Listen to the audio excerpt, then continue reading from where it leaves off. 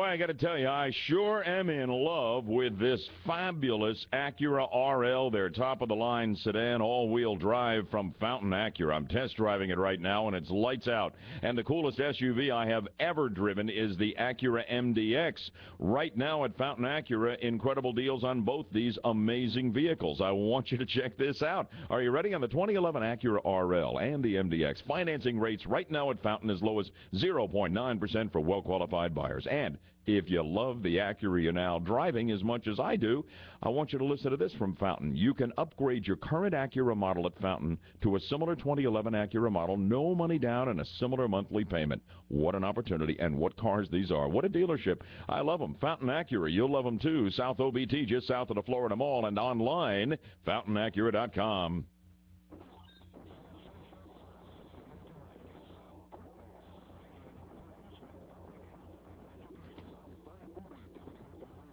Really interesting parallels here. You remember how much Barack Obama was opposed to the war in Iraq. He campaigned that the whole thing was a mistake and a disaster.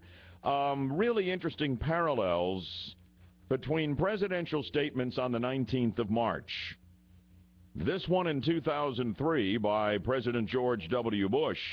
American and coalition forces are in the early stages of military operations to disarm Iraq, to free its people, and to defend the world from grave danger. March 19, 2011, Barack Obama. Today we are part of a broad coalition. We are answering the calls of a threatened people, and we are acting in the interests of the United States and the world. Isn't that interesting? How he found no redeeming value in the initiation or the execution of the Iraq War, but here he is making essentially the same statement about this situation in Libya, where the threat to us, the direct threat to us, is far less than the threats that Saddam Hussein posed, with or without weapons of mass destruction. Isn't that interesting? Same date, 8 years apart. Oh, there's one other difference, too. I seem to recall that George W. Bush, when he announced the initiation of military action against Saddam after they gave him a couple of days to decide whether he wanted to knock it off and get out of the country or whatever, I seem to remember an Oval Office primetime speech. This time around, we've got our President and Commander-in-Chief initiating United States military action as part of a coalition, and he's in Brazil. He's down there schmoozing South America, trying to gin up economic ties, etc., and partying and touring with Michelle and the girls. You can't even get any decent press opportunities out of the guy. He's the Commander-in-Chief. He had an opportunity to say, you know what, things are coming to a head in Libya. We're not going down to South America. But he didn't say that. I mean, he didn't go to Indonesia because he was trying to ram Obamacare through. Then he didn't go again because of the Gulf oil spill. He canceled those trips. He postponed them, went later. This time he had to go to Brazil and South America at a moment when he is doing the most important job that any president can ever be called to do, to wear the hat of Commander-in-Chief. When we start putting our finest in harm's way, he's partying in Rio. Can anybody explain what's going on? Is this the weirdest war ever? And tell me, because no one's been able to call me and answer the question, but don't feel badly, no one in Washington can answer it either. What is the mission in Libya? 407-916-5400. More coming up. 6:22 for 60 seconds. We check your real-time traffic and weather together on the twos. Here it is.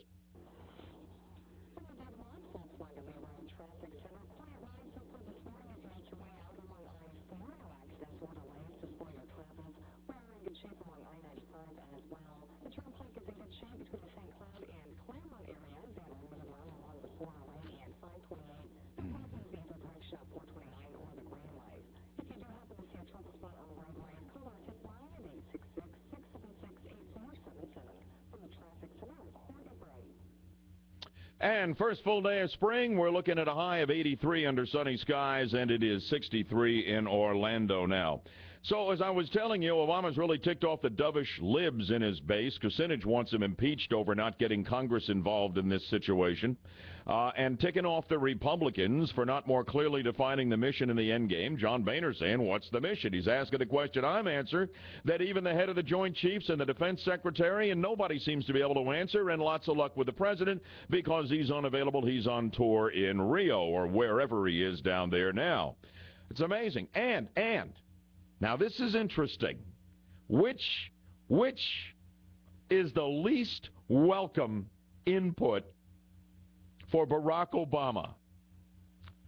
The letter he got from Gaddafi, and I'll share the money line on that in just a moment, or getting blasted by a guy who has always loved him and was just on fire when Barack Obama finally got elected President of the United States, the first black president in this country.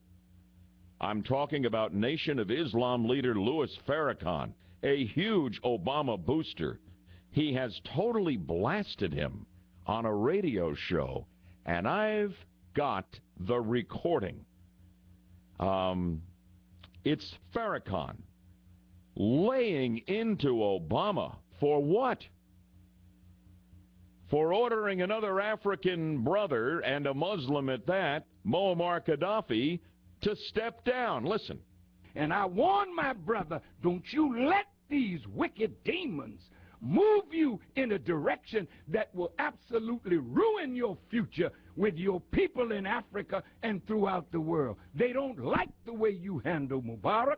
They don't like the way you're handling the situation in the Arab world. So I would advise you to be careful and move with wisdom and skill. My advice would be, why don't you organize a group of respected Americans and ask for a meeting with Gaddafi? You can't order him to step down and get out. Who the hell do you think you are? That's right out of Ripley's Believe It or Not, that Farrakhan would say that to the President of the United States. It's his dream come true that he's got a black brother in the Oval Office. And he says, who the hell do you think you are? And I've been trying to think, and I haven't been able to come up with an answer here. I'm very short on answers this morning. Who would be on Farrakhan's list of respected Americans that Obama ought to talk with? This is bizarro world, and this is really bizarre. Gaddafi fires off a letter to Obama, striking a personal note. Just as all of this unfolds and the shells start falling from the coalition effort, Gaddafi prefaces a letter to Obama saying, I'm sure this is just what President Obama wants out there. Would any other president ever have received a note like this from the scourge of the Arab world, Muammar Gaddafi, to our son, His Excellency, Mr. Barack Hussein Obama? I have said to you before that even if Libya and the United States of America enter into a war, God forbid, you will always remain a son. Your picture will not be changed.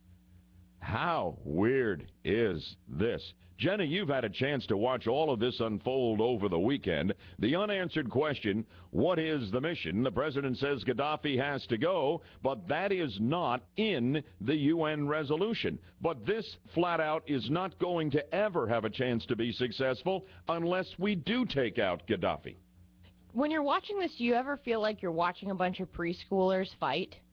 Because instead of somebody making a move and just growing up and actually stating clearly what the process is and what the main goal is, you've got these kids going back and forth, back and forth, back and forth, and it's like nobody's actually stepping up to the plate and making a decision and saying, this is how we're going to do it, this is what I want. It's like watching little 5-year-olds fight over Play-Doh. It's amazing. It's just incredible. It's bizarre. It really concerns me, the absolute lack of leadership and focused leadership with everybody on the same page in the Obama administration. And to have a president half a world away when war is initiated, I believe, is without precedent in the history of the United States. It's incredible.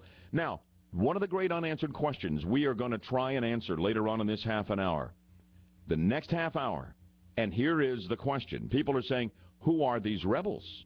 So we beat down Gaddafi, hopefully take him out. What are we left with? Could this be worse? Are these bad people? Do they have terrorist ties? Could we ultimately be trading one nightmare for another? I'm going to bring on the leader of the protests in Orlando. Protests on behalf of the rebel cause and protests advocating the overthrow of Muammar Gaddafi. And she is tied closely to what is happening within the rebel effort in Libya. And she, among other things, will share with us, because she's got Facebook connections going, all kinds of things. She's a Libyan American, and she's going to speak to us on the issue of exactly who these rebels are. Stay tuned. It's all coming up right after the news and the Wall Street Journal report on BHL. Good morning at 6:29. What's your bank doing for you? Move your money to Trustco Bank. We offer free interest business checking, plus mortgages with fast local decisions and no points, EMI, or tax escrow. Come home to Trustco Bank.